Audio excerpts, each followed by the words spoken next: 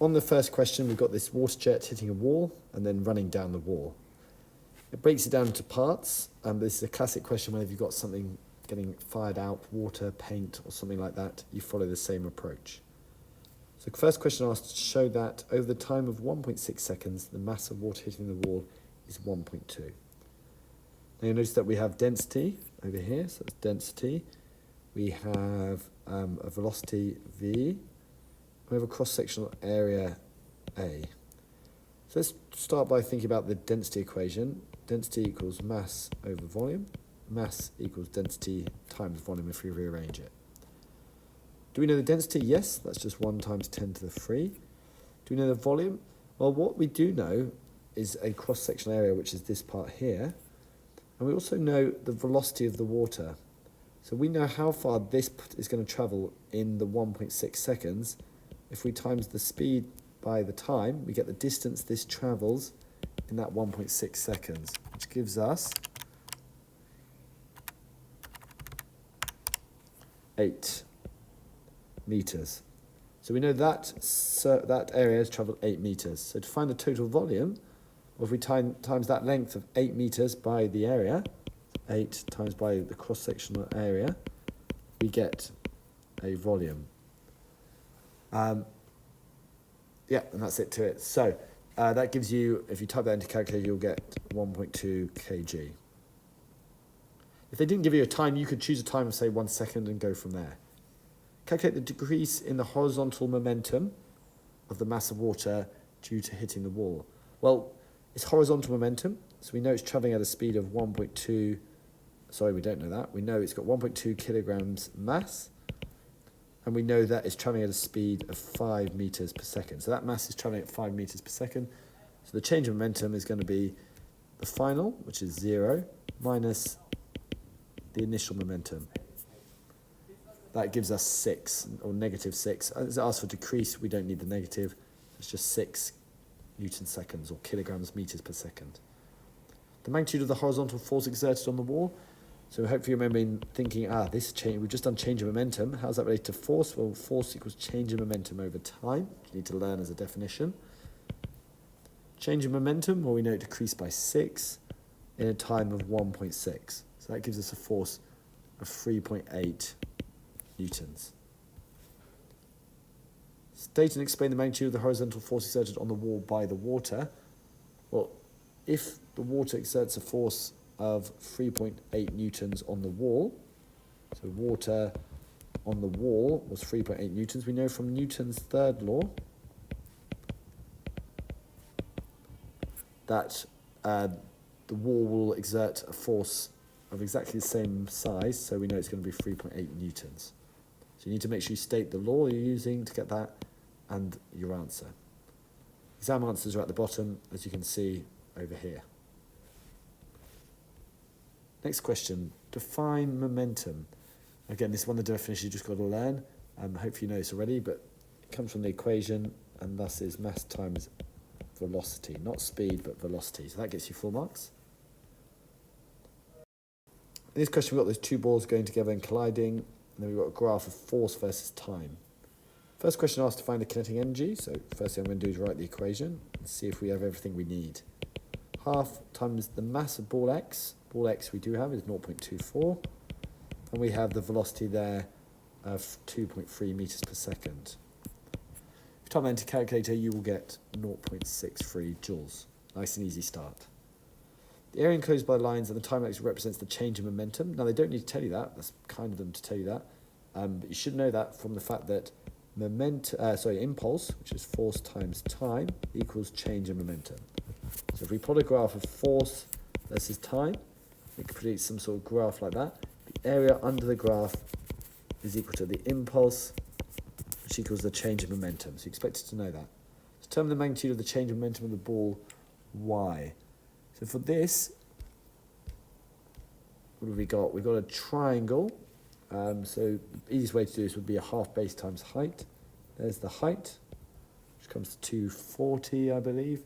The width is 5, careful for the milliseconds. So we're just working out the area of a triangle. Half base times height, so half times the base. Remember, the base we need to convert into seconds, because it's milliseconds, times the height, 240. That'll give us 0.6. So now we've got the change in momentum of ball Y. It wants us to find the final velocity afterwards. So you know that change in momentum equals mass times change in velocity. So the change in momentum is 0.6 for ball Y. We know the mass of ball Y is 0.12, so we can find the change in velocity from that equation. That gives us an answer of 5 meters per second. So we know it changes by 5. It changes by 5. Initially it was going at 2.3. So 2.3 is changing by 5. So we could just subtract 5 from that to get 2.7 there. Because the signs haven't been dedicated and it just wants the magnitude, we don't need the negative there, though technically it would be in the opposite direction to the 2.3 because it bounces the other way. On figure 2.3, sketch a variation with time t, the force Fx exerted on ball x during that collision. So for this, I'm just going to go back to the original graph and sketch on there, although you'd be expected to sketch it on the other side. Now this is relying on Newton's third law, that if ball x applies a force on ball y as shown, then ball y will apply an opposite and equal force on the other ball. So the key idea is it's exactly the same shape, so it will be equal in size, but it's opposite in direction. So we need to go negative, and you'd use a ruler to produce something like that. Make sure you do it accurately. You should go to the same point over here as over here, so 240, and otherwise it is symmetrical using a ruler to get it nice and neat. So that's what you draw there. Question 3 now is to find force. Well, hopefully you remember now you don't write F equals ma for this, but you use the equation force is change in momentum over time. But you write that in words. So it's the rate of change of momentum. Learn that. You use that, not F equals ma. So we've got a ball hitting the ground and rebounding. Calculate the loss of kinetic energy of the ball during the collision. Now, for this, you just work out the kinetic energy before and subtract it from the kinetic energy afterwards. So before, we've got a half times by its mass, 0.062, times by its initial velocity. After, same mass, but different velocity. It's a nice easy question to ease into. You should get 0.36 joules. Determine the magnitude of the change of momentum of the ball during the collision. Now this is got to be careful. Got to be careful with the signs. So change of momentum equals mass times change in velocity. So mass nice and easy. The common mistake people do is they do 3.8 minus 1.7. No. Because 3.8 is, let's say, is in the positive direction. 1.7 is in the negative. So actually, correct that. It's going to be 3.8 minus negative 1.7. Or if you think about it on a number line, we're going from positive 3.8 to negative 1.7, goes through 0. So the change would be from adding those two together, or minusing a negative, which is an addition, and that gives you 5.5. So 0.062 times 5.5, which is the change in velocity, give us the momentum, and that is 0.34. Show that the magnitude of the average resultant force acting on the ball, right, classic, again, similar to last time. Resultant force, we've just done change in momentum over time. So 0.34 divided by the time of collision, which we do have somewhere, 0.081. It's in the question. And if you do that calculation, you should get 4.2. Remember, in a show that, you cannot use that in your answer. You've got to get to that answer. Use the information to calculate the magnitude of the average force of the floor on the ball during the collision. Now this is quite a tough one. The average force on the floor, now we know that the floor must apply a force of 4.2 newtons. And the clue is that they've made this to show that, so you're probably going to have to use that in this next question. So we know that the floor applies a force of 4.2 newtons to create that acceleration on that ball. But we've also got the weight of the ball acting down as well, which you can calculate using mg. So if we do that for the ball, 0.062 times 9.81, we'll get an additional 0.6 newtons of weight. Plus, it has to create this resultant force. So the average force is going to be 4.8 newtons. Once you've done that, the next part's easy. The average force of the ball on the floor during the collision. Well, this is Newton's third law. So I'd write that so the examiner knows you're working. Well, if the average force of the floor on the ball, so if we flip that round, the average force of the ball on the floor will be the same size, but opposite in direction.